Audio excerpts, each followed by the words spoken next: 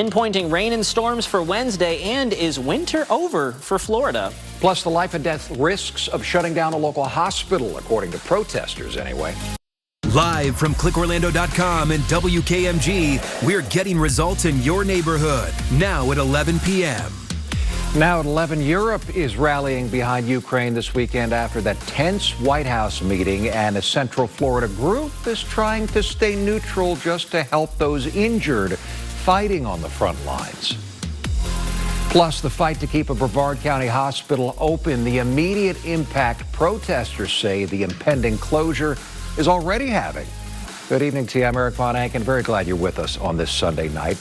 Orlando Health bought the hospital earlier this year, but now the new owner says that fixing all the issues at the old hospital is going to cost more than it's worth. So the plan now is to close it down and to tear it down, which would mean that the closest hospitals would be in Vieira and Cape Canaveral, each about 20 minutes away. Here's Vieira, and of course, Canaveral's out east. News 6's Jerome Baker is here looking into this.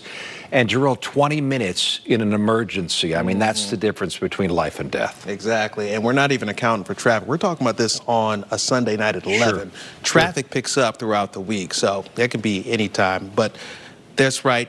Thousands of people have already signed the online petition to keep the hospital where it is or maybe find a different solution. Orlando Health says that they plan to build a new facility in Brevard County, but they haven't announced where that will be. We have seen so many of these freestanding ERs pop up all across Central Florida. Has Orlando Health responded to these folks since this petition has gained all these signatures? Well, at least from what I have checked, I have not seen a response yet. At least from what they said in the press release is that they are trying to think of all options when it comes to this transition process, when it comes to bringing that new facility wherever they'll put it in Brevard County. So just not yet. Closure date, April 22nd. 22nd. April 22nd. Jerome Baker, I know you're going to stay on top of this. Thank you. Don't tell us what we're going to feel. I'm not telling you. Because you're in no position to dictate that. We're not in a good position. You don't have the cards right now. With us, you start having cards.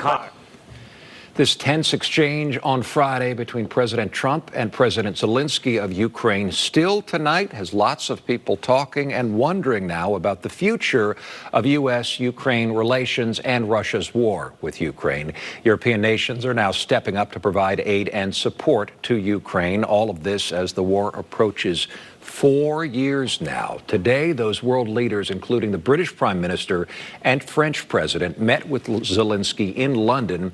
This comes as President Trump prepares to address a joint session of Congress on Tuesday. CBS News correspondent Christian Benavides has the latest. And these tense relations are impacting a local nonprofit here in Central Florida. It's called Revived Soldiers Ukraine, based in Orlando, committed to helping injured Ukrainian soldiers recover. They use donations to give wounded soldiers prosthetics and pay off medical bills. The founder and president told News 6 today that the political turmoil is distracting but does not change their mission. I'm in Ukraine because we have 2 rehabilitation centers for paralyzed Ukrainian servicemen, Irpin and west of Ukraine. We're running this nonprofit rehabilitation centers, and we have a line of soldiers of who needs help, and to go to United States. There's so many soldiers reaching out to get help abroad because they weren't able to. There's so many wounded people that hospitals cannot accommodate. In total, the organization has been able to get dozens of prosthetics to wounded soldiers. They'd like to expand their resources and efforts to help more hurt in Ukraine. In South Carolina, areas near Myrtle Beach are under evacuation as wildfires creep closer to homes. These pictures just in, smoke and flames marching through fields and into backyards. South Carolina is under state of emergency tonight. With no rain and high winds, the conditions are going to make fighting this fire, according to firefighters, quite difficult. Meteorologist David Nazario is in for Samara tonight. David, a storm system heading our way and their way could help out.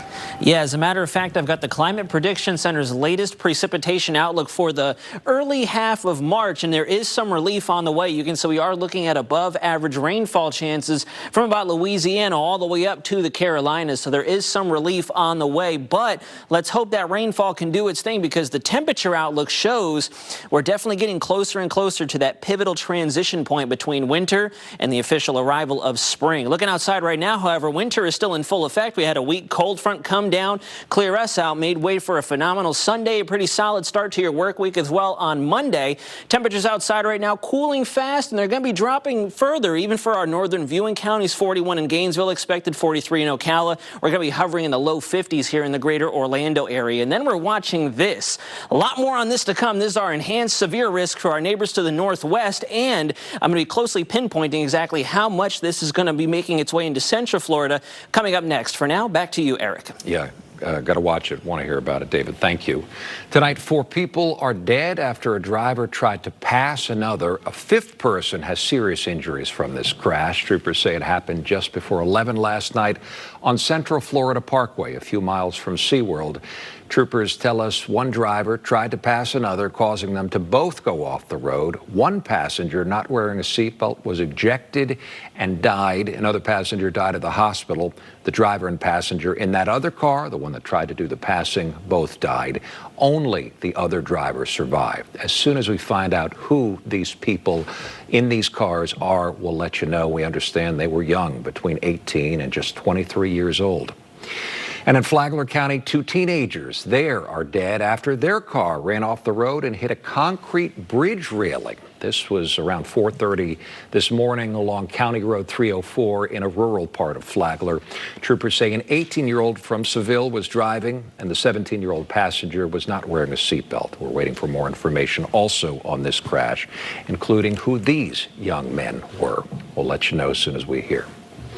The 2025 Florida state legislative session is set to get underway in just about a day and a half, for the first thing Tuesday morning, and there are some major bills we're staying on top of that affect just about everybody. Lawmakers plan to take another look at condominium legislation in this condo crisis we have been reporting on for the last several years, with the goal of lowering costs for owners and renters. Lawmakers are also considering repealing past legislation that keeps people younger than 21 from buying rifles and other long guns. And another bill we've told you about would ban adding fluoride to water systems in Florida. And one that could impact parents, a bill that could push back the start time for schools in Florida. Many people will tell you a fighting spirit can get you through just about anything. And for this gentleman, nothing could be more true. How his grit and determination helped him get on the other side of his battle with stage 4 cancer that was spreading through his body. I think this is a story you're going to want to stick around for. We'll be right back. It's really about getting the truth, trying to dig down and figure out how this story impacts you. We're breaking down exactly what's happening so you have the answers you need before you go to bed. News 6 at 11. The landscape of cancer is changing. Around the world, kidney cancer, it's something that so many people are dealing with more and more. Last year, the American Cancer Society predicted there would be over 81,000 new cases, calling kidney or renal cancer, as it's called, one of the 10 most common kinds of cancer among both men and women. March is actually Kidney Awareness Month, and we want to celebrate a man who has overcome stage 4 kidney cancer, even against all odds. News 6's Emily McLeod met up with him in the gym, of all places. Inspiration, as we said earlier, David, when we were talking about this.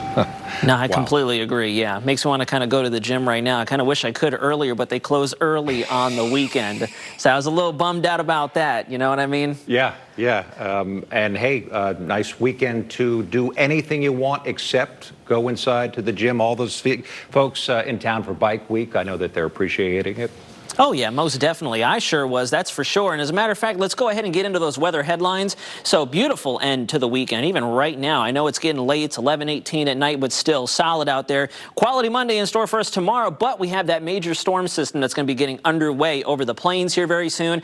And Tuesday, reason I have Tuesday up for Wednesday is we're going to be getting a closer look at what's going to be happening here in Central Florida with our higher res models. Stick with us right now because we have a couple up and comings I want to brief you here in just a moment. Here's our water vapor satellite in a very evolving pattern underway right now. This is the one out there that's kind of over top where you can see San Francisco, Central California going through the Reno, Tahoe area of Nevada. This is the storm system that will be ejecting over the plains. Severe weather outbreak is forecast for Dixie Alley, the Deep South. How much of that gets into Central Florida is what I'm tracking for you tonight. Here's the severe risk fresh off the Storm Prediction Center's website. Currently, we have the level 3 out of 5. This may even go up. We could see a level 4 before this thing really kicks off on Tuesday. Day 4 risk for the southeast, the mid-Atlantic coast, but let me take you in for a bird's eye view.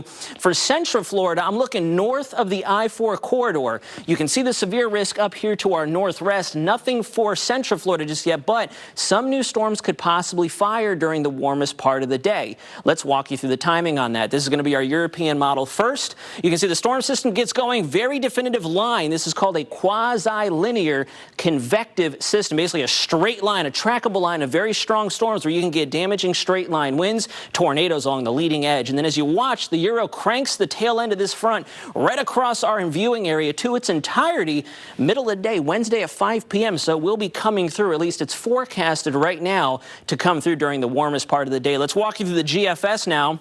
The European model's counterpart showing the exact same thing. There's that linear system right in through there, just hammering Kentucky, Tennessee, Mississippi, working its way off towards the east. And right around the same general time, we like to see this when we're forecasting your pinpoint accurate forecast because you can see everything is coming into consensus. Middle of the day between 12 and 5 p.m. is when we will be feeling this front here in Central Florida. And this is fresh. I wanted to bring this up to you for sure. This is our in-house model, one of those higher res models I was talking about earlier. Check this out for Tallahassee, Apalachicola Bay, not in our viewing area just yet. This is 6 a.m. This is before the sun comes up. If you joined us earlier for our 6:30 show, the model wasn't looking too impressive. We've seen a trend up now to more isolated but stronger storms right along that boundary. So it's going to be very interesting to watch how this evolves over the next 24 hours. And here's why the timing is pivotal. If we get the sun up, the surface of the earth starts to heat up. We get a little more of that energy for these thunderstorms to gain some strength. Power up as if they just got done at a workout in the gym themselves. And you can see both models are singing in unison. We will have that energy available for them to tap into. And the winds are going to be cranking on either side of this cold front. Looking at our surface winds on either side, whether it be the front side, the back side, Floridians should be prepared for anywhere between 25 to 35 mile an hour winds between late Tuesday and throughout the day on Wednesday. And then with that being said, even though we're talking cold fronts, looks like March is definitely going to be marching closer and closer to the fateful arrival of spring. And now, let's get a look at your pinpoint accurate forecast. Sponsored by Strata Air Conditioning and Heating. AC emergency, you ought to call Strata. Next couple of days, we're going to be kind of gearing up for what's to arrive on Wednesday. And as I said, we're going to be watching very closely. Beautiful Monday in store for us before you see that 60% shot of rain on Wednesday. We clear out post-frontal passage, and then next weekend with another weak front drifting in, you know, rain's going to sneak back in. That's how it does. Yep. David, thank you. Here tonight's winning lottery numbers for you. The Fantasy 5 is 1, 36, 5, 25, and 17. Pick 2 is 1, 1. Pick 3 is 0, 3, 0. Pick 4 is 2, 5, 7, 7. Pick 5 is 2, 1, 3, 2, 5. The Fireball is 4, and cash for life is 19, 35, 43, 45, 46. Cash ball is 3. Brian Welch is here with sports. Magic fans shaking their heads tonight. Eric, tough to process this one. Orlando in desperate need of wins at this point. They had a valiant comeback in the final few minutes, and then frustration. Yeah, we'll show it to you. Plus, hear from head coach Jamal Mosley. Plus, we'll talk Jalen Suggs, and there were plenty of bell curves in Texas. Christopher Bell continues his torrid start to the NASCAR season. Highlights coming up.